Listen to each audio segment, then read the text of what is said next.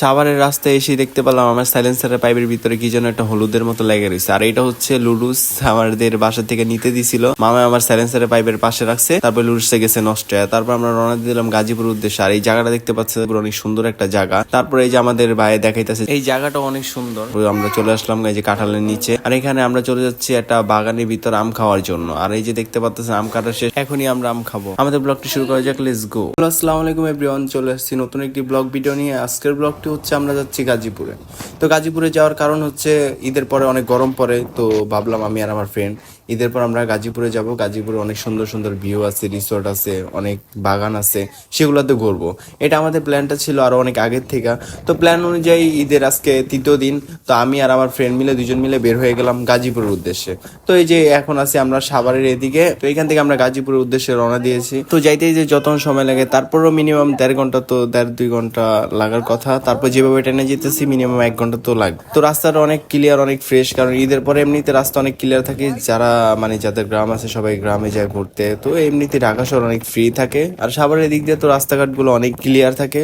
তো সেই জন্য আমরা টাইনায় চলে যাচ্ছি গাজীপুর। হাস্যকর বিষয় হচ্ছে এটা কি লেগে রয়েছে, এটা হচ্ছে লুডুসাই। দেখেন আমাদেরকে বাসা থেকে একটা জিনিস নিতে দিছে, আর তার অবস্থা বক্স সব এই মামারে কইছিলাম আমি, ঠিক বক্স সব রাস্তায়।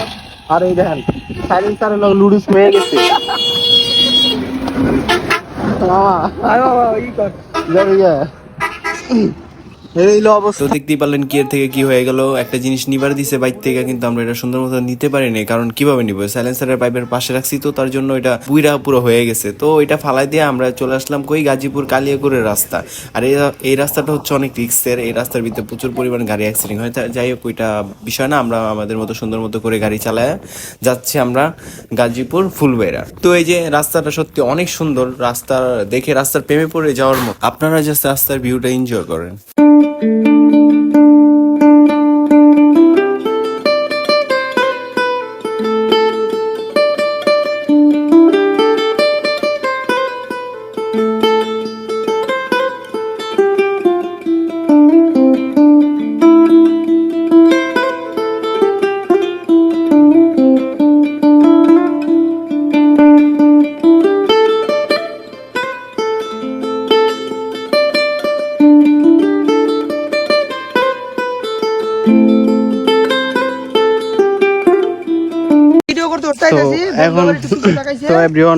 আমরা এখন আমার বন্ধু আশিকের নানির বাসার এখানে। এটা হচ্ছে গাজীপুর, আর জায়গাটা দেখতে পাচ্ছেন খুবই ভয়ঙ্কর একটা জায়গা। কি খবর? ও যাবে তুই কি বাইকে? না সমস্যা না, আইটাই যাও। ঘুরতে আইছি না, ঘুরে ঘুরে যাই। বন্ধু বন্ধু দেখাও দর্শক বিন্দু। আমার বন্ধু ভিডিও পাইবেন 1 মাস পর। 1 মাস পরে পাবেন ইনশাআল্লাহ।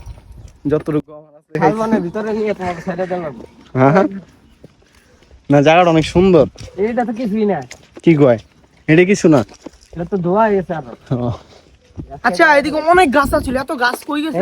সব তুলে খাইছে, জড়িয়ে খাইছে। এই সরকারি না? ও ওরা বলে ইয়ে রে মারছে, বেড়ার মাছ।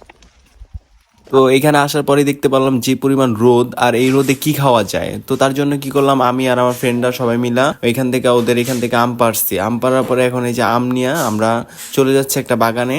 সামনে আছে অনেক সুন্দর একটা বাগান। তো ওই বাগানের ভিতরে আমরা কি করবো, আমগুলাকে ভর্তা বানায় তারপর খাবো। তো আম ভর্তা বানানোর জন্য যা যা লাগে, বটি, তারপর মরিচের গুঁড়া, লবণ, এগুলো সব নিয়ে আমরা রওনা দিলাম যে প্লেসে খাবো ওই প্লেসটার ভিতরে। আর ওই প্লেসটা হচ্ছে আরো সামনে, একটা বাগানের মাঝখানে। ওইটা আপনারা গেলেই দেখতে পারবেন। আর রাস্তাগুলো দেখতে পাচ্ছেন কত সুন্দর। আমরা একটা জঙ্গলের মাঝখানে, আর দেখতে পাচ্ছেন এই যে কাঁঠাল জ্বলতেছে।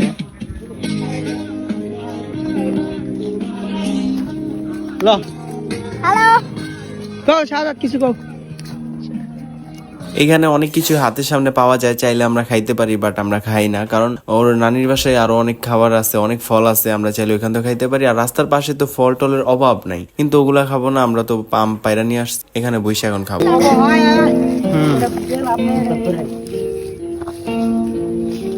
এই গাইস একটু দেখা, গাইস চিনি দিলে একটু ভালো হতো, একটু শুকনা মরিচ আচ্ছা। কিনে এত ভালো লাগতো না, জাল হইলে ভালো। আমের ভর্তা বানিয়ে চেয়েছিলাম, বাট আমের ভর্তা বানানোর টাইম নাই। এইভাবে খাইলে অনেক মজা, তার জন্য এইভাবে খেতেছি। এটা আমার অনেক প্রয়োজন ছিল। দুপুরবেলা এমন একটা জায়গার ভিতরে এই আমগুলা খাওয়ার একটা মজা যারা খাইছে তারাই বুঝতে পারবে। তো দেখতে পেলেন আমরা অনেক মজা করে সবাই মিলে একসাথে বসে আমের ভর্তা খাইলাম। আর আজকের ব্লগটি এই পর্যন্তই। যদি ব্লগটি ভালো লাগে থাকে অবশ্যই লাইক কমেন্ট শেয়ার করে দিবেন। আর দেখা হবে নতুন কোনো ব্লগ ভিডিওতে। সবাই সুস্থ থাকবেন, ভালো থাকবেন। আল্লাহ হাফেজ।